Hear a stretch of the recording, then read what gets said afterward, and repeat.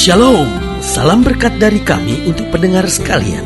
Saat ini pendengar akan diberkati dengan program Hari Ini Harinya Tuhan bagian yang ke-8.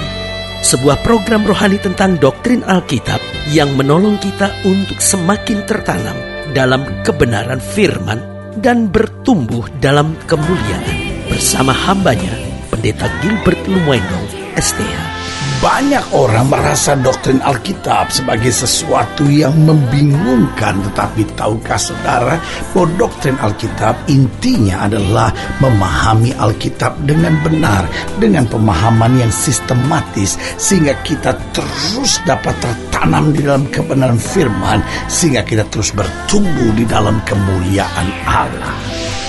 Buka hati saudara sekalian untuk menerima berkat-berkat firman-Nya hari ini. Kekristenan bukanlah sekedar agama, karena kekristenan adalah sebuah keyakinan bahwa kita memiliki kepastian tentang sorga. Kalau kita bicara tentang agama, maka agama adalah upaya manusia untuk dapat melakukan yang baik, untuk dapat menjalankan amal dan ibadahnya dengan harapan untuk dapat meraih sorga. Nah, kekristenan bisa saja disebut agama, karena memang kekristenan adalah bagian dari upaya untuk menuju surga. Tetapi jangan salah bahwa kekristenan juga bukan sekedar agama. Kenapa? Karena Yesus berkata, "Akulah jalan, kebenaran, dan hidup. Tidak ada seorang pun sampai kepada Bapa jika tidak melalui aku." Berarti di dalam Kristus kita memiliki kepastian bahwa kita meraih sorga, kita akan berada di sorga, dan kita akan selama-lamanya bersama dengan Dia, Kristus Yesus Tuhan, Raja dan Juru Selamat kita, kekasih jiwa kita, akan berada di sorga, rumahnya yang kekal. Haleluya. Nah, saudaraku yang kekasih dalam Tuhan, tetapi bicara tentang keselamatan ini adalah sesuatu yang menarik, karena kalau kita bicara tentang keselamatan, maka kita bicara tentang 3 dimensi penting. Yang pertama, bahwa keselamatan itu sudah terjadi di dalam kehidupan kita. Kapan keselamatan terjadi? Ketika seorang menerima Yesus sebagai Tuhan dan Juru Selamat. Berarti kekristenan percaya bahwa keselamatan sudah terjadi bukan ketika seorang itu lahir dari rahim ibu yang beragama Kristen. Karena kalau sekedar dia lahir dari rahim ibu yang beragama Kristen, dia baru memiliki agama Kristen, tetapi dia belum memiliki kepastian keselamatan. Karena kepastian keselamatan kita raih ketika kita bertobat, ketika kita percaya, ketika kita membuka hati, ketika kita mengundang Kristus masuk, itu kita disebut sebagai lahir kembali. Jadi keselamatan yang pertama sudah terjadi, tapi yang kedua, keselamatan juga dimensi keduanya adalah sedang terjadi. Artinya, meskipun saya sudah menerima Yesus sebagai Tuhan dan Juru Selamat, kita tetap harus mengerjakan keselamatan kita, kata Alkitab, sementara sedang terjadi. Bahwa kita harus hidup suci, hidup berkenan kepada Allah, melakukan firman Tuhan, dan tetap bertahan dalam keadaan apapun untuk mempertahankan iman kita. Tetapi yang ketiga, dimensi yang ketiga tentang keselamatan, jadi sudah terjadi, lalu yang kedua sedang terjadi, dan yang ketiga akan terjadi, atau artinya akan disempurnakan keselamatan kita, yaitu ketika kita akan berjumpa Yesus muka dengan muka. Itu sebabnya walaupun kita bersyukur bahwa kita sudah diselamatkan, kita juga harus berjuang untuk tetap diselamatkan, dan akhirnya kita harus tetap setia sampai kita meraih keselamatan yang kekal itu. Haleluya. Selamat datang dalam program kita Hari Ini Harinya Tuhan, sebuah program rohani yang kembali mengingatkan kepada kita betapa pentingnya kita menjadikan firman Tuhan sebagai dasar keseharian hidup kita. Karena selama kita menjadikan firman Tuhan sebagai dasar keseharian hidup kita, langkah-langkah ke depan kita penuh dengan kepastian, kemenangan, berkat, mujizat, dan perkara-perkara yang besar. Haleluya. Dan dalam program ini kita sedang membahas tentang menantikan keselamatan dari Tuhan. Karena kalau kita bicara tentang menantikan keselamatan dari Tuhan, itu bukan berarti kita belum menerima keselamatan. Tetapi yang sudah saya jelaskan tadi, ada 3 dimensi tentang keselamatan itu. Yang pertama, bahwa keselamatan sudah terjadi. Yang kedua, keselamatan sedang terjadi. Dan yang ketiga, keselamatan kita akan terjadi ketika kita berjumpa Kristus muka dengan muka. Nah, saudaraku yang kasih dalam Tuhan, pembahasan kita hari ini terambil dari Mazmur 119. Masih pembahasan kita dalam pasal terpanjang dalam Alkitab, bisa juga disebut sebagai Mazmur terpanjang dalam Alkitab, yaitu Mazmur 119. Kita pelajari dari ayat yang ke-161. Mazmur 119 ayat yang ke-161 sampai ayat yang ke-168. Demikian firman Tuhan. Pembesar-pembesar mengejar aku tanpa alasan, tetapi hanya terhadap firman-Mu hatiku gemetar. Aku gembira atas janji-Mu, seperti orang yang mendapat banyak jarahan. Aku benci dan merasa jijik terhadap dusta, tetapi Taurat-Mu kucintai. 7 kali dalam sehari aku memuji-muji Engkau karena hukum-hukum-Mu yang adil. Besarlah ketentraman pada orang-orang yang mencintai Taurat-Mu. Tidak ada batu sandungan bagi mereka. Aku menantikan keselamatan daripada-Mu ya Tuhan, dan aku melakukan perintah-perintah-Mu. Aku berpegang pada peringatan-peringatan-Mu, dan aku amat mencintainya. Aku berpegang pada titah-titah-Mu dan peringatan-peringatan-Mu, sebab seluruh hidupku terbuka di hadapan-Mu. Haleluya. Nah, saudaraku yang kekasih dalam Tuhan, dalam Alkitab jelas dikatakan pada ayat yang ke-166 ini, aku menantikan keselamatan daripada-Mu ya Tuhan. Dan karena aku menantikan keselamatan, bagian selanjutnya di ayat ke-166 berkata, aku melakukan perintah-perintah-Mu. Nah, saudaraku yang kekasih dalam Tuhan, penting untuk kita menyadari bahwa dalam hidup ini, meskipun kita sudah diselamatkan, kita tetap sedang mengerjakan keselamatan kita dan akan terus disempurnakan dalam keselamatan kita. Berarti hidup kita, meskipun kita sudah diselamatkan di dalam Kristus, kita tetap dalam posisi menantikan keselamatan yang dari Tuhan itu.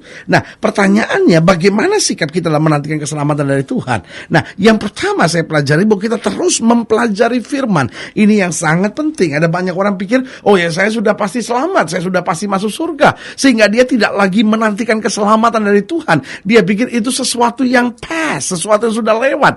Tapi saya percaya itu sesuatu yang present. Artinya dia sesuatu yang terus bekerja. Betul dia sudah pernah berlaku, betul dia sementara sedang berlaku, dan terus akan berlaku dalam hidup kita. Artinya meskipun kita sudah diselamatkan, meskipun sudah kita menerima Kristus, meskipun kita sudah bertobat, meskipun bahkan kita sudah melayani, tapi kita tetap harus mempelajari firman. Kenapa kita harus terus mempelajari firman? Karena kita mengerti tanpa firman hidup kita sia-sia. Kita mengerti dalam firman kita akan mendapat banyak pelajaran yang penting. Kita mengerti dalam firman kita dijaga supaya kita jangan berdosa. Dalam firman kita dijaga supaya kuat ngadepin tantangan. Kita dalam firman mengerti bahwa kita dapat hikmat dari Tuhan untuk meraih jalan keluar dari segala pergumulan yang kita jalani. Berarti ketika kita menyadari bahwa kita sedang menantikan keselamatan dari Tuhan, hal pertama yang paling penting harus kita kerjakan, kita harus terus mempelajari firman sehingga kita sungguh-sungguh mempraktekkan firman dan akhirnya kita meraih berkat-berkat yang luar biasa dari firman tersebut.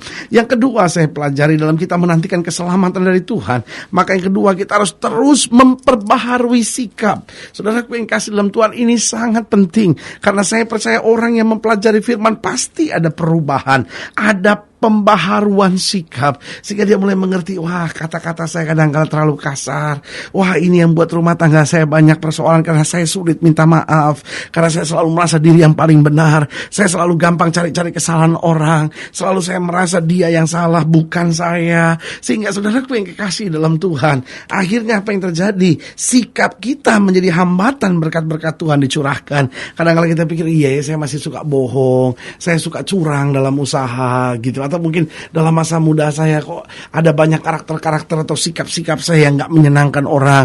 Saya gampang nuduh orang lain, saya gampang bicara hal-hal yang mojokin orang lain. Lalu kita lihat, iya ya Tuhan, firman ini akhirnya memperbarui sikap kita hari demi hari supaya sikap kita makin berkenan dan menjadi berkat buat orang lain. Yang ketiga saya pelajari bahwa dalam kita menantikan keselamatan dari Tuhan, kita terus mempelajari firman, kita terus memperbarui sikap. Yang ketiga, kita terus menjaga hubungan dengan sesama. Artinya kita tahu, Tuhan, saya gak mau jadi batu sandungan. Tuhan, saya gak mau lewat hidup saya orang akhirnya menertawakan kekristenan, orang menertawakan nama Yesus. Karena saudaraku yang kasih dalam Tuhan, ada banyak orang yang menyebut dirinya Kristen tapi hidupnya gak jadi berkat buat orang. Akhirnya justru jadi bahan tertawan. Kok katanya Kristen, kok katanya anak Allah, kok katanya udah punya kepastian sorga, tapi kok kehidupannya seperti itu. Akhirnya justru nama Kristus dipermalukan. Saudara, mari kita jaga hubungan hubungan kita dengan sesama, dengan apa? Dengan menjaga lidah dan perkataan kita. Bagaimana kita menjaga hubungan dengan sesama, bagaimana kita tidak hanya mencari keuntungan dari orang lain, tapi kita berusaha untuk senantiasa dimanapun kita berada, kita bawa damai, kita bawa sejahtera, kita nyatakan kasih Allah, sehingga hidupmu boleh memberkati orang lain. Jadi ingat, kita harus terus mempelajari firman, kita harus terus memperbaharui sikap, kita harus menjaga hubungan dengan sesama supaya nama Kristus dipermuliakan. Dan yang keempat, kita harus terus bekerja keras. Ini penting sekali.